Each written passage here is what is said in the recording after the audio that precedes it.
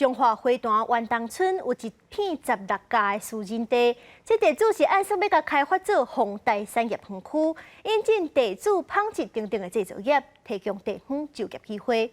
不过，这团体就认为讲，八卦山已经有一片产业园区，而且园内还有真侪工业用地囥咧旁园，无必要搁开发新的。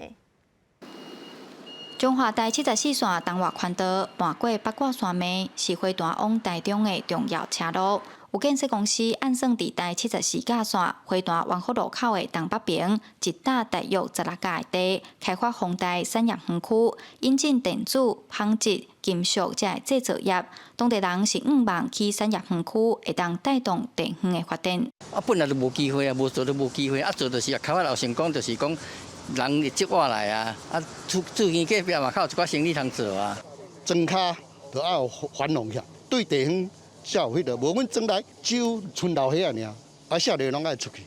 不过，环保团体指出，中滨工业区、梨林中科、哈铁厝工业区内底有将近2000甲土地无人用，甚至去年通过的惠来产业园区、离丰台产业园区嘛才3-4公里远，实在无应该互遮尔侪工业用地放咧远，搁来开发山坡地。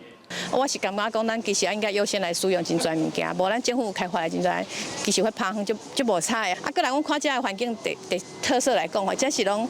沙石仔地，沙石仔地本身的透水性足悬的，所以阮足烦恼的就是讲，到时若即讲废水排放，可能影响到地下水的水质啊。咱哦，这电子业吼，就是轻工业，轻工业，后内底有一个纺织讲，纺织的是迄种发热的迄个丝啦，吼，迄唔是要染整的，唔是要染色的迄种。企业选择阮到时哦，因为无偌济土地，阮会